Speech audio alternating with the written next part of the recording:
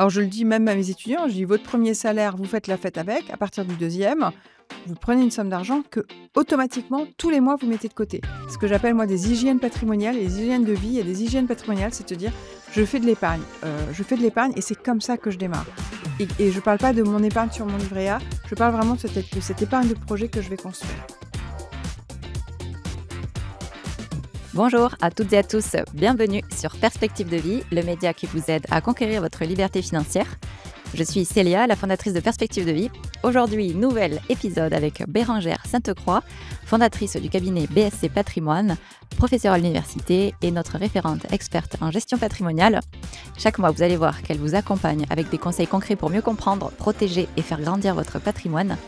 Donc Bérangère est conseillère en investissement financier, courtière en assurance et détentrice de la carte T pour les transactions immobilières. Donc vous l'avez bien compris, une experte certifiée, indépendante et engagée à vos côtés. Vous partez de zéro, vous avez des connaissances, vous êtes au bon endroit. Ici, nous avançons pas à pas, avec méthode et toujours dans un esprit de bienveillance. Mais avant de commencer, je suis toujours étonnée, 53% d'entre vous regardent cette émission sans être encore abonnés. Si vous n'êtes pas abonné, faites-le pour être informé gratuitement des nouveautés, mais aussi pour nous soutenir et nous permettre de vous offrir chaque semaine des programmes utiles, concrets et inspirants. Place à l'épisode du jour, le déficit d'épargne qui coûte cher aux femmes. Il y a des études, Bérangère, qui démontrent que les femmes perdent 200 € d'épargne mensuelle pendant 25 ans. Comment expliquer cet écart d'épargne? Déjà, les femmes gagnent moins. Alors après, de quoi on parle en termes d'épargne? Je pense que là, on parle pas d'épargne, ce qu'on appelle l'épargne de précaution sur laquelle on va faire les livrets A, mais plutôt cette épargne justement, de projet.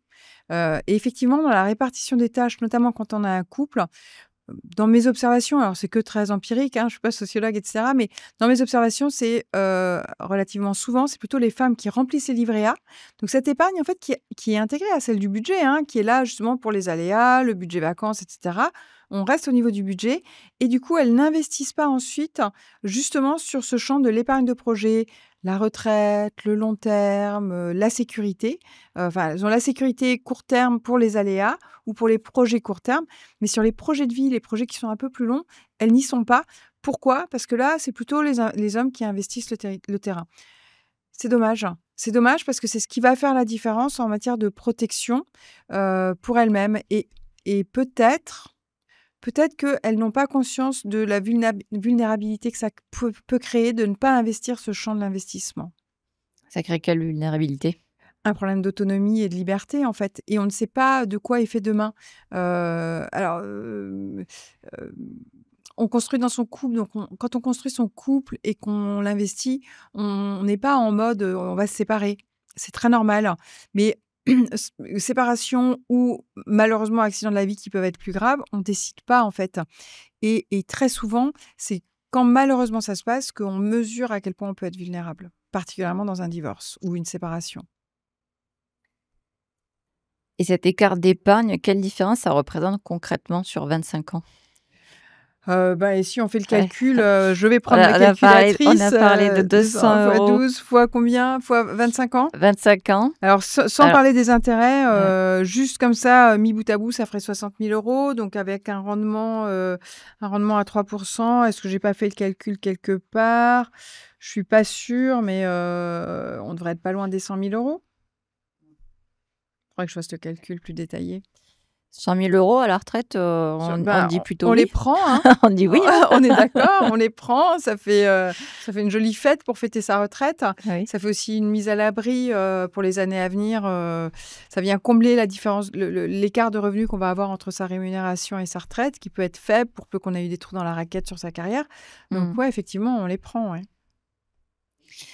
Et donc, consciente de tout ça, maintenant, les dames qui nous écoutent, les femmes qui nous écoutent sont conscientes de ça. Quelles actions simples et réalistes mettre en place pour corriger cette inégalité? Alors, de la même façon que vous savez faire, vous savez aller mettre de l'argent sur un livret A, faites-le pour vous sur un compte qui est à votre nom et qui n'est pas censé venir payer les vacances. Ça, c'est une première chose. Alors, ça peut être de l'assurance vie, ça peut être un compte titre, voilà. C'est de l'épargne à laquelle, quand vous le faites, vous allez donner du temps. Voilà, vous allez donner du temps. Après, il y aurait plein d'autres choses à faire, mais là, j'ai envie de vous dire, faites appel à un professionnel, mais démarrez déjà un contrat d'assurance vie. Au même titre que tout le monde a un livret A, tout le monde devrait avoir un contrat d'assurance vie. On en Peut-être qu'on reparlera. aura des Oui. sujets pour savoir comment on fait pour ça. Et on n'est pas obligé de démarrer avec beaucoup. Alors, je le dis même à mes étudiants, je dis, votre premier salaire, vous faites la fête avec. À partir du deuxième, vous prenez une somme d'argent que automatiquement, tous les mois, vous mettez de côté. Parce qu'il ne faut absolument pas négliger ces petites choses qui sont normalement plutôt indolores. C'est-à-dire, si j'ai pris la routine, que ce n'est pas sur mon compte, ça arrive sur mon compte et ça repart tout de suite sur un placement qui est à mon nom, je vis très bien sans. Alors, je ne parle pas des situations extrêmes où on a des revenus qui sont incroyablement faibles, mais voilà, ne pas négliger ces petites choses, créer des routines, en fait. Ce que j'appelle, moi, des hygiènes patrimoniales et des hygiènes de vie. Et des hygiènes patrimoniales, c'est de dire, je fais de l'épargne. Et c'est comme ça que je démarre. Et je ne parle pas de mon épargne sur mon livret A, je parle vraiment de cette épargne de projet que je vais construire. Et pour autant, les femmes, elles se sentent souvent moins compétentes que les hommes sur ces sujets, les sujets financiers.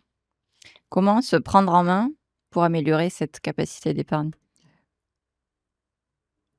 Déjà, ne pas s'interdire de regarder le sujet. Déjà, première chose, ça va permettre de se dire OK, je regarde. Et étonnamment, quand on commence à regarder, on se dit ah, mais tiens, oui, tiens, il y a de l'info, tiens, il y a de l'info.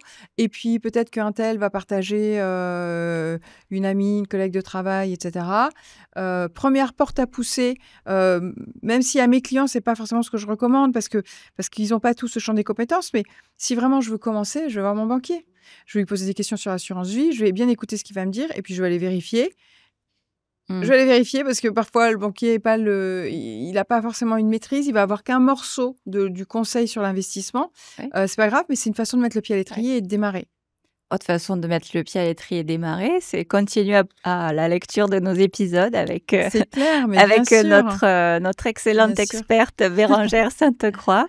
Alors, on vous a concocté tout un programme Focus gestion patrimoniale avec Bérangère et avec plein d'autres ambassadrices, notamment Alexandra Bastionneau aussi sur Focus sur le budget et l'épargne, comment se constituer une épargne, comment bien piloter son budget et tant d'autres ambassadrices, toutes classes d'actifs. Donc, si vous voulez apprendre, continuez la lecture de ces épisodes. L'objectif de celui-ci, c'était vraiment montrer que pointer du doigt à ces inégalités, ces différences-là, provoquer le déclic. Voilà, on montre quand même un chiffre marquant, 200 € de moins par mois pendant 25 ans, qui représente à peu près 100 000 € au bout du bout. C'est tout de même pas anodin. C'est énorme. En fait, il faut vous faire confiance, mesdames. Il faut vraiment vous faire confiance. Vous avez autant de compétences que les autres. Et après, l'autre conseil que je pourrais vous dire, c'est de trouver un partenaire de gestion de patrimoine. Enfin, trouver un conseiller, trouver quelqu'un qui vous accompagne. Oui. Donc, autant je vous dis, poussez la porte pour aller voir votre banquier parce que ça va dégrossir certains sujets.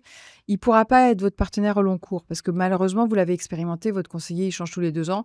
Et parfois, vous en avez vu un et entre-temps, il y en a 2 qui sont passés, vous ne les avez même pas rencontrés. Oui. Donc, essayez de trouver, ça peut être un assureur, ça peut être quelqu'un comme moi, ça peut être, voilà. Oui. Et faites confiance à votre instinct sur le rapport de confiance. Il faut que cette personne vous convienne. Parce que, alors, moi, pour mes clients, je les accompagne vraiment au long cours. Donc, il vaut mieux qu'on se convienne, quoi. Mais il faut vous faire confiance. Il faut vous faire confiance et ne restez pas seul sur le sujet. Et donc, échanger avec un professionnel au même titre que si on est malade, on va consulter un médecin. Exactement. On a une problématique, on va consulter le bon professionnel, le bon expert. Et on verra justement, on aura une série d'épisodes consacrés à comment bien choisir son professionnel, très important, parce que c'est comme dans tout corps de métier. Il y en a des bons et des moins bons. Je rigole, mais tu sais pourquoi, Bérangère. Mais non, mais évidemment. Et donc, attends, on va justement développer cette thématique-là avec Sylvie Hernando, qui sera notre ambassadrice sur cette verticale conformité, réglementation, comment bien choisir son conseiller.